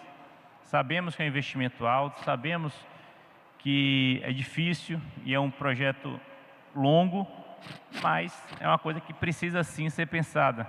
Imagina os Estados Unidos hoje se não tivessem todas as transposições que eles já fizeram das suas bacias, né? Então, é algo que nós precisamos sim pensar, apesar de ser polêmico. E para finalizar, nós temos um fenômeno que está acontecendo já em alguns rios brasileiros, como é o caso do Baixo São Francisco, como é o caso também lá do Rio Meari no Maranhão, que é a salinização das cidades ribeirinhas, né? À medida também que você vai fazendo barragem, você vai enfraquecendo ali o fluxo de água dos rios quando ela chega no oceano, e acaba acontecendo o inverso, né? Em vez do rio empurrar o mar, a água salgada acaba entrando ali, contaminando aquele finalzinho do rio, né? Então, isso é um fenômeno que já está acontecendo no Amapá, já está acontecendo no Maranhão, já está acontecendo ali em Sergipe e Alagoas, e que é uma coisa que também precisamos pensar em como combater isso, em como diminuir esse efeito natural. Então, dentro da sua linha de provocação, Paulo, eu queria deixar esses 3 pontos aí, com certeza você vai conseguir fazer uma conclusão maravilhosa aí, como é o seu perfil. Obrigado, Marcelo. A gente vai ficando animado porque vocês estão dando solução para tudo, então uma coisa vai, né? Mas um dos pontos que você coloca, que é importante, que a gente passou, já tocou de alguma forma, mas são incentivos econômicos, né? Eu acho que é muito importante para que quem faz bem, a gente, né, só penalizar, a gente só está se preocupando com quem não faz. A gente tem que começar a pensar, me parece, exatamente na outra linha também de incentivar quem faz bem, né? Nós temos aí programas, né, Marco, como Produtor de Água, por exemplo, que é craneado lá da ANA, que são coisas interessantes. Mas, doutor Max, também não por acaso, cabe ao senhor fazer agora aí uma embalagem aí, né, da sua visão sobre, enfim, os desafios que temos aí nos caminhos do futuro. Paulo, eu vejo que tem 2 questões que são desafiadoras e também empolgantes. Uma delas é a inovação. A inovação, e eu digo que a inovação na implementação de programas que remuneram por boas práticas, por exemplo, né, como produtor de águas, para revitalizar bacias, para aumentar a produção de água no âmbito do território, isso ser reconhecido e ser remunerado. Tá? Eu acho que a inovação nesse ponto, a inovação também do ponto de vista dos instrumentos de gestão, então, outorgas inovativas e adaptativas, pensando nas questões de mudanças do clima, né, elas podem gerar para a economia resultados muito interessantes, como aqueles, por exemplo, que a gente está testando no Bezerra, que é passar de uma área irrigada de 8.000 para 12.000 hectares de forma sustentável, né, e com os agricultores, eles participando dessa construção de forma sustentável. Um outro ponto que eu digo que ela é um desafio é a integração. E a integração, eu vou dar 2 exemplos. A integração entre os órgãos gestores de recursos hídricos, para que tenhamos, por exemplo, né, um mesmo balanço hídrico, uma mesma base para se outorgar no âmbito da bacia hidrográfica, seja no Paraíba do Sul, Minas, Rio e São Paulo, no São Marcos, né, no Alto São Marcos, pegando Minas e Goiás, né, de uma forma integrada. Para mim isso é um desafio e ao mesmo tempo uma grande oportunidade, né? E, por um outro lado, também pensando, né, não só nessa integração entre os órgãos gestores, como também no âmbito do Comitê da Bacia Hidrográfica, uma integração que possibilite nos programas do Plano de Recursos Hídricos da Bacia Hidrográfica, a priorização de ações, né? Então, isso parece muito óbvio, mas isso não acontece assim, né? Então, caminharmos em termos de priorização de ações, né, de uma forma integrada, pensando a bacia como um todo, a bacia do Doce, né, eu estou falando do Doce, Paraíba do Sul, São Marcos, porque já existem experiências em andamento nessas 3 bacias e outras também, né, que olhe para o plano da bacia e priorize ações que sejam ações ganha-ganha e que vão até diminuir o custo da implementação da ação seguinte.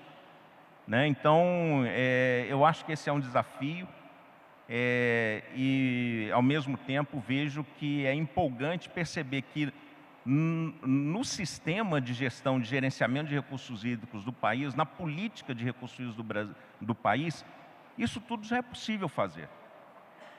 Não precisa fazer nada novo. Já permite fazer com o que temos, né? Então, não precisaria de um arcabouço legal, né, novo, não precisaria de nada disso. Inovação, integração. Muito bem, doutor Marcos. Bom, gente, eu fiz aqui uma questão interpretativa. A sessão terminava às 16, mas começava às 2. Começou às 2h30, eu não perguntei à doutora Soraya, mas eu fiz aqui a minha média e garanti aí a palavra de vocês para a gente caminhar. Temos poucos minutos agora, nessa linha de pensamento. Eu queria dizer para vocês que foi um privilégio dividir uma mesa da estatura dessa, né? Acho que na conversa de hoje à tarde, a gente vê que efetivamente, para enfrentar um mundo novo, nós temos que ter soluções novas. Talvez, doutor Braga, a exemplo do 6º Fórum Mundial, né, continua a premissa. É tempo de soluções, né?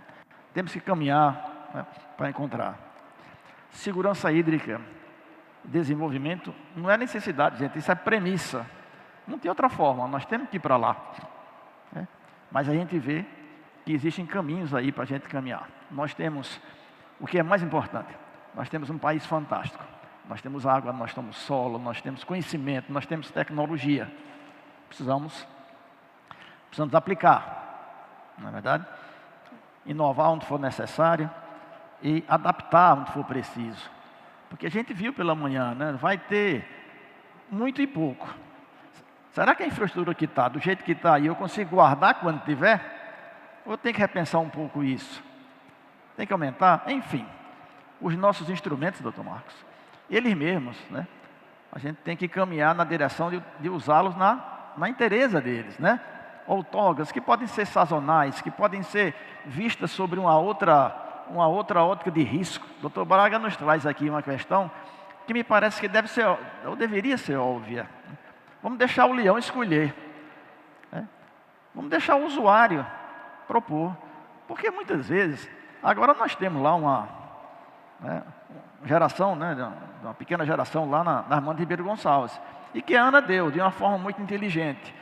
Disse, olha, quem vai resolver isso aqui são os usuários e o comitê.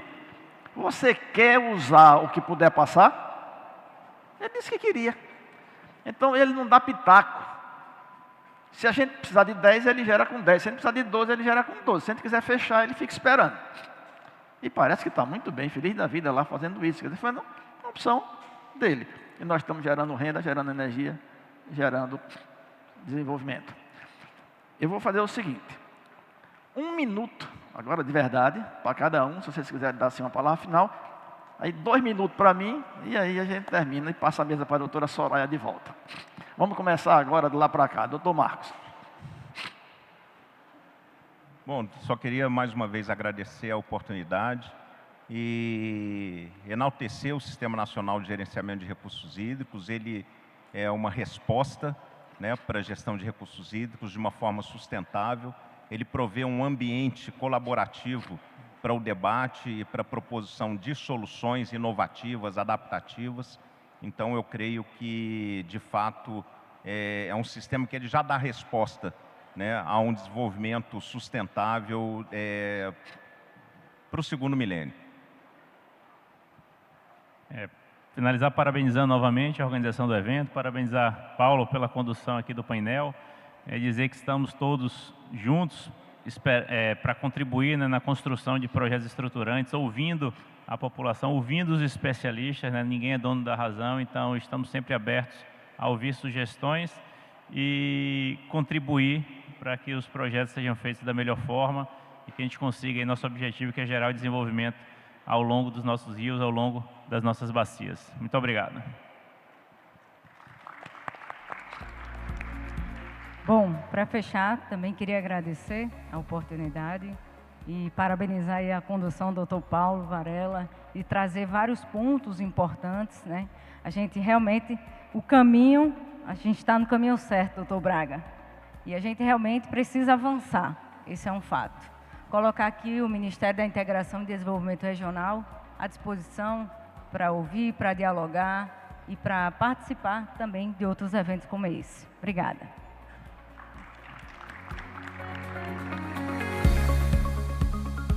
Um prazer conhecer os colegas dessa mesa, aprender com eles também, com elas.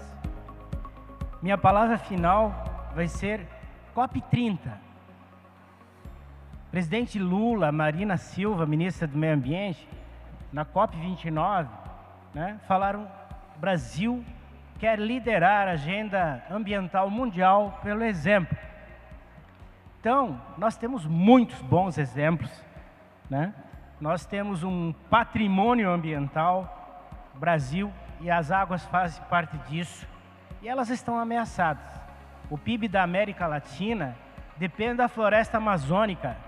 Levar uma COP lá no meio da floresta e entender aquele mundo ainda desconhecido de todos nós, vai ser o grande desafio. Então, que possamos estar juntos em todos os momentos e até o ano que vem, na COP30. Nós já estamos levando para lá parcerias com o governo do estado e o município, programa de gestão de resíduos sólidos, saneamentos, bioeconomia, e assim eu espero, imagino que cada um de vocês, com as suas experiências, a gente possa estar lá naquele grande momento de virada, quem sabe, né, desses acordos que são assinados e não são cumpridos. Então, obrigado a todos pela oportunidade, até sempre e até a COP30.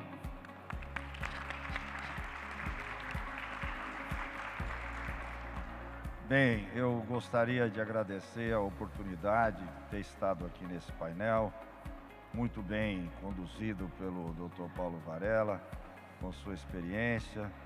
Agradecer ao Lupércio pela organização deste evento que mostra a pujança do Sistema Nacional de Gerenciamento de Recursos Hídricos, que tem que ser colocado em marcha, tem que funcionar.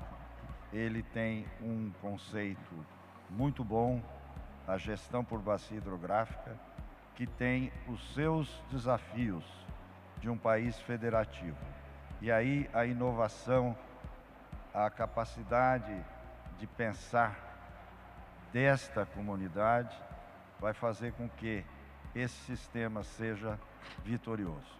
Parabéns a todos. Bom, gente, estamos nos encaminhando então aqui para o final. Eu queria trazer assim, de final, uma palavra eu vou pedir emprestado aqui a doutora Suzana, né, de um otimismo esperançoso, né, porque além de expoentes intelectuais, como nós temos aqui sentados, nós temos instituições fortes, né, uma Agência Nacional de Águas, uma Corevasf, o Ministério, né, leve aí o nosso abraço ao ministro Valdez, que tem sido um grande ministro nessa área, um Itaipu, que tanto nos orgulha, né? Dr. Braga, com toda essa experiência, a nossa ABR Hidro, né? Então, nós queremos trazer aqui assim, uma palavra de muito agradecimento. Eu fui convidado em nome do FINOGRA, aqui agradecer e abraçar ali minha amiga Suzana, Marcelo, que comigo dividem a responsabilidade da coordenação, dizer que os estados estão absolutamente engajados nessa luta, que vamos trabalhar, né, nessa direção.